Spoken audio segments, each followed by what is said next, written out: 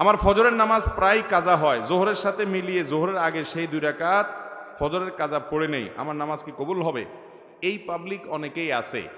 ফজরের নামাজ জামাতের সাথে মসজিদে গিয়ে আদায় করার মতো মুসল্লি মুসলমানের সংখ্যা সমাজে অনেক না বেশি? সবচেয়ে কম মুসল্লি হয় কোন নামাজে? কারণ ইবলিস জানে এই নামাজটায় হাজির হলে অনেক বেশি ফজিলত পেয়ে যাবে। জোহরের নামাজের চাইতে এই নামাজে হাজির হওয়ার গুরুত্ব বেশি, মাগরিবে এশায় হাজির হওয়ার চাইতে ফজরে হাজির হওয়ার গুরুত্ব বেশি।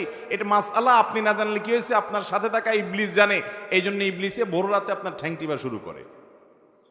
দেখবেন রাত 12টা 1টা 2টা পর্যন্ত ঘুম আসে না, ফেসবুক টিপতেছেন, ইউটিউব টিপতেছেন, মোবাইলে মুনাজাত ধরতেছেন, শয়তানের জিকির আজকার করতেছেন, এগুলো করতে করতে 12টা 1টা পর্যন্ত আপনার ঘুম আসে না। ঠিকই দেখবেন ফজরের আজানের আগ দিয়া দেখবেন এমন ঘুম আসে, অ্যালার্ম দিয়ে রাখলেও আর উঠতে মনে চায় না। ঠিক না বে ঠিক? শয়তান তখন কি বলে? নবী করিম সাল্লাল্লাহু আলাইহি সাল্লাম হাদিসে বলেছেন, শয়তান বলে ফজরের আজান হয়ে গেছে, অ্যালার্ম বাজছে, দেখতেছেন ঠান্ডা মাথায়, শয়তান বলে আরে রাত এখন অনেক বাকি। অ্যালার্ম দিছে, মোবাইলের গলা টিপে ধরে অ্যালার্ম কেটে দিয়ে আবার ঘুম। আছে না নাই? ফজর পড়তে পারে না। ভাইরা আমার, ফজরের গুরুত্ব অনেক বেশি। তো যেই মানুষ ফজরের নামাজ নিয়মিত জোহরের সাথে পড়ে, অনেকে আছে দেখবেন প্রবাসে অনেক ভাই আছে 7টা 8টা 9টার দিকে ওইটা ফজর পড়ে, নিয়মিত যদি এরকম হয় তাহলে তার এ নামাজ হবে?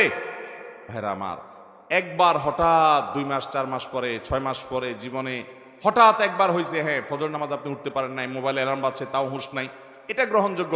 নবী সাল্লাল্লাহু আলাইহি সাল্লামের জীবনে একবার ফজর কাজা হয়েছে। কয়বার কাজা হয়েছে? একবার। তো আপনার জীবনে 2 4 10 বার এভাবে হতে পারে, কিন্তু প্রতিদিন হওয়া এটা কোনো অবস্থাতে গ্রহণযোগ্য হতে পারে?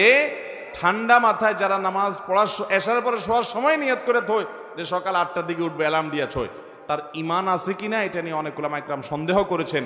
কারণ হলো ঠান্ডা মাথায় সে নামাজ পড়বে না, পরিকল্পনা করে সে শুয়েছে। আল্লাহ তাআলা আমাদেরকে ফজর নামাজ গুরুত্ব বোঝার তৌফিক দান করুন।